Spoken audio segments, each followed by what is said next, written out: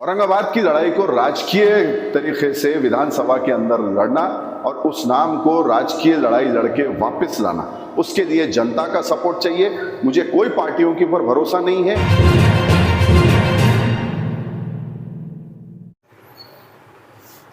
Hisham में एक 2 से 3 दिन पहले जो वाकया हुआ है अहमदनगर में शरद पवार के साथ, तो इस पर नामांतर जो अहमदनगर और औरंगाबाद है, इस पर बड़ा बयान आया है उनका। कुछ टीवी चैनल्स पर भी न्यूज चली है, क्या वो फिर से नाम जैसा कि वैसा करेंगे? तो इस पर आपका क्या कहना है? आप भी याचिका करता है नामांतर में। अगर जैसे शरद पवार कह रहे हैं कि वो नाम बदलने वाले हैं या वापस उसको वो करने वाले हैं, तो हमारा ये कहना है कि अगर ये इतने सच्चे होते तो हमको इतनी कानूनी लड़ाई लड़ने की ज़रूरत क्या पड़ी होती। आज भी आप देख रहे हैं कि हम लगभग आज 16वां दिन है, हम डिविजनल कमिश्नर ऑफिस के सामने बैठे हैं धरने पे। और अगर सबको याद होगा तो सबसे पहले इसका नाम बदलने वाली जो पार्टियां थी वो महाविकास आघाड़ी की तीनों पार्टियां थी, जिसमें शिवसेना उद्धव ठाकरे की, शरद पवार की राष्ट्रवादी कांग्रेस जिसमें उनके 14 मंत्री शामिल थे ये ठहराव पास होते हुए, और कांग्रेस के 12 मंत्री शामिल थे। अब आज ये घड़ियाली आंसू ये जो बहा रहे हैं, और उस दिन अगर आपको याद होगा जिस इंसिडेंट की आप बात कर रहे हैं, तो शरद पवार की गाड़ी को अहमदनगर के लोगों ने रोक दिया था। जो विजुअल्स भी आ रहे हैं उसके साथ, उसमें वहां पे लोग नारे लगा रहे थे कि हमको अहिल्याबाई होलकर नहीं चाहिए, हमको अहमदनगर चाहिए। तो जब उनकी गाड़ी को घेराव कर दिया गया था, गाड़ी रोक दी गई थी, तो डेफिनेटली सीधी बात है कि वो अपनी एक तरीके से एक एग्जिट ढूंढने के लिए उन्होंने ये कहा कि आप चुन के दीजिए। लेकिन मुझे इसमें भी 100% राजकारण नजर आता है।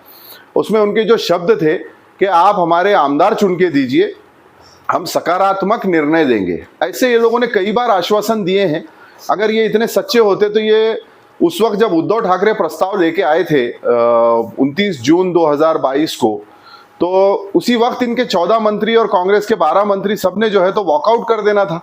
ये उसमें शामिल रहे। आप देखते हैं कि खुद सुप्रिया सुले इसको संभाजी नगर लिखती हैं, राजेश टोपे संभाजी नगर लिखते हैं, इनके सारे लेटर पैड्स पे, इनके पार्टी ऑफिस में, हर जगह संभाजी नगर लिखा हुआ है। तो आपको लगता है किसी को, कोई भी समझदार आदमी को तो मुझे नहीं लगता कि ये लगेगा कि ये कोई नाम बदलने वाले हैं। इनके ऊपर जब तक प्रेशर नहीं लाया जाएगा तब तक ये कोई नाम बदलेंगे नहीं। और इनकी भूमिका है, इनकी पॉलिसी है कांग्रेस की, राष्ट्रवादी की, शिवसेना के साथ, कि ये जो शहरों के नाम है जैसे औरंगाबाद है, उस्मानाबाद है, अहमदनगर है, इसके नाम तब्दील करके जो आरएसएस, बीजेपी और शिवसेना की जो पॉलिसी है उसके ऊपर ये नाम तब्दील कर देना, उसी पे ये भी चले गए हैं। आपको लगता है हिंदुत्व का एजेंडा, सॉफ्ट एजेंडा अपना रहे हैं? अपना चुके हैं, अपनाने का क्या सवाल उठता है, ये अपना चुके हैं। तो मुस्लिम वोट की भी सियासत, मुस्लिम वोट भी चाहिए इनको। मुस्लिम वोट तो इनकी मजबूरी है क्योंकि इनको हिंदू वोट नहीं मिलता। अगर वो पूरी तरीके से मिलने की गारंटी हो जाए तो जो नितेश राणे और जो आपके जो बीजेपी के नेता कहते हैं, ये उससे ज्यादा खतरनाक तरीके से सामने आएंगे। ये तो इनकी मजबूरी है, मुस्लिम वोट्स जो हैं, इसीलिए ये इस किस्म से बयान करते रहते हैं। मुझे बिल्कुल भी शरद पवार पे या कांग्रेस के लोगों पे भरोसा नहीं है, क्योंकि मैं कांग्रेस का प्रेसिडेंट रहा हूं। उनके सारे लेटर पैड्स पे हर जगह जो है उन्होंने चेंज कर चुका है। अगर आप जाके देखेंगे, यहाँ इनके पार्टी ऑफिस में आप जाके देखिए, वहां अंदर के जो बैनर्स लगे हैं वो संभाजी नगर के लगे हैं। यहाँ कांग्रेस के जिलाध्यक्ष के आप लेटर पैड देख लीजिए, उस पर उन्होंने जिला संभाजी नगर कर दिया है। उनके जो भी जिम्मेदार हैं वो अपने बाइट्स में इसमें हर जगह संभाजी नगर करते हैं। लेकिन मुझे हंसी आती है कि ये औरंगाबाद के धरने में आके बैठ रहे हैं। यानी एक वो आजकल जो एक मीम चलता है कि हिपोक्रेसी की भी सीमा होती है, तो वो मीम मुझे लगता है इन कांग्रेस और राष्ट्रवादी वालों पे औरंगाबाद में बिल्कुल फिट बैठता है कि एक तरफ आप जो है वो औरंगाबाद का नाम तब्दील करते हैं, अपनी हर जगह जो है पॉलिसी के अंदर आपने संभाजी नगर किया हुआ है। दूसरी चीज, उनके जिलाध्यक्ष कुछ दिन पहले आके वहां पे मुस्लिम नुमाइंदा काउंसिल के तरफ से जो धरना चल रहा है 16 दिन से, वहां भी आके बैठे थे और हेट स्पीच के खिलाफ वो धरना चल रहा है। मलून रामगिरी ने जो कहा उस पर चल रहा है। अगर आप पिछली नजर डालें तो 2023 में एक फुलंबरी के अंदर चौक पे एक बहुत बड़ा धरना हुआ था। हिंदू सकल समाज का जो एक चल रहा था लोकसभा के वक्त नफरत फैलाने का, वो धरने का आयोजन किसने करवाया था? उसमें कांग्रेस के जिला अध्यक्ष टोपी पहन के वो सारा वेशभूषा जो संघी वेशभूषा है वो पहन के वो सड़क पे बिल्कुल कोई उस पर फर्श नहीं कुछ नहीं वहां सड़क पे बैठे नजर आए थे पहली रो में। तो हेट स्पीच का प्रोग्राम वो खुद स्पॉन्सर करते हैं। वहां पे माइनॉरिटीज को, अल्पसंख्यक को, मुसलमानों को गालियां दी जाती हैं, उनको मारो काटो के नारे दिए जाते हैं, उनको इस देश से भगाने के नारे दिए जाते हैं। हेट स्पीच का प्रोग्राम आप खुद ऑर्गेनाइज कराते हो और फिर यहाँ आके बैठ के घड़ियाली आंसू बजाते हैं। तो अब इसमें समाज को भी समझने की जरूरत है इनको, और इनको सबक सिखाने की जरूरत है। आने वाले कुछ दिनों में जो है विधानसभा चुनाव आने वाले हैं, शहर में ऐसी भी चर्चा है कि आप भी चुनाव लड़ने वाले हैं। क्या इससे जो महाविकास आघाड़ी की जो फेवर में जो रिपोर्ट आ रही है पूरे महाराष्ट्र में, क्या उनके सीटों पर असर नहीं होगा?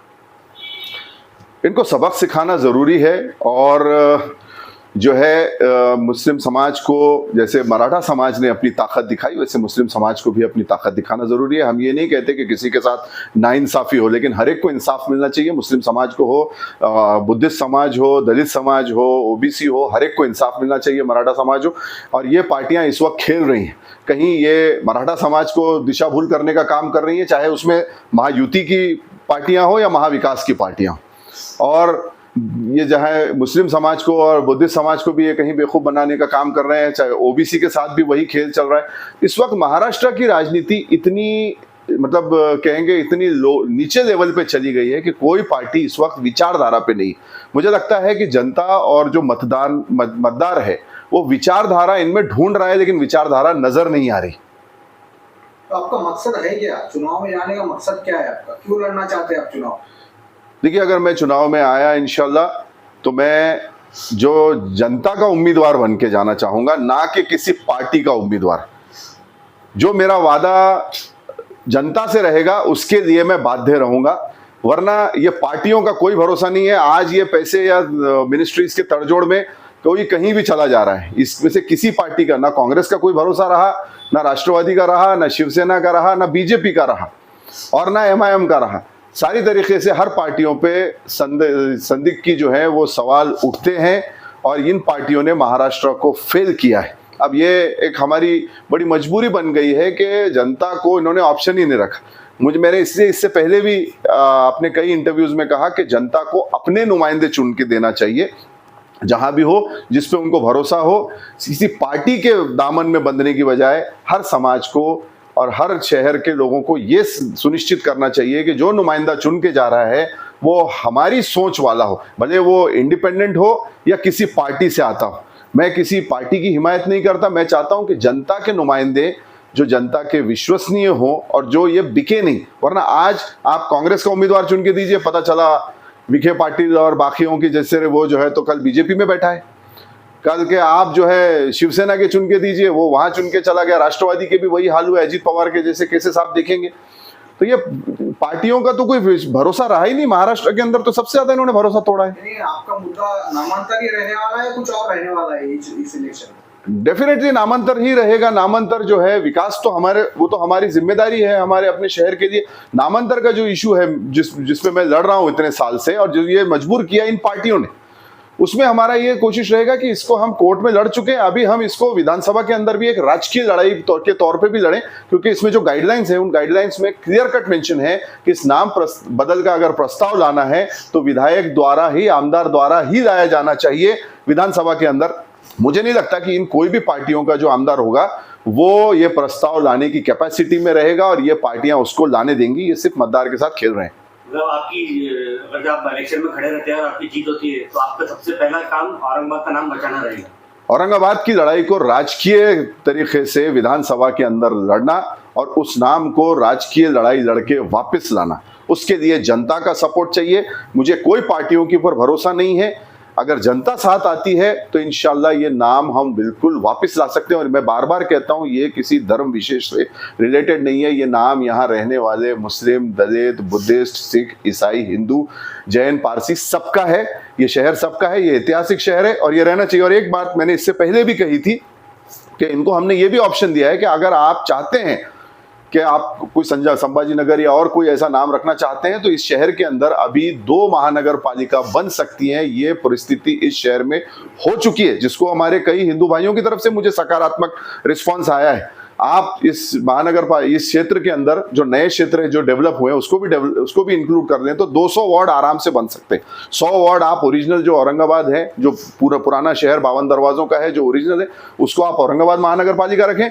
नई जो महानगर पालिका बनेगी सिडको या पैठन रोड बीड़ बाईपास उसके आगे की, उसको हम संभाजी नगर का नाम दे सकते हैं, और जो DMIC बन रही है उसको भी संभाजी महाराज का नाम दिया जा सकता है।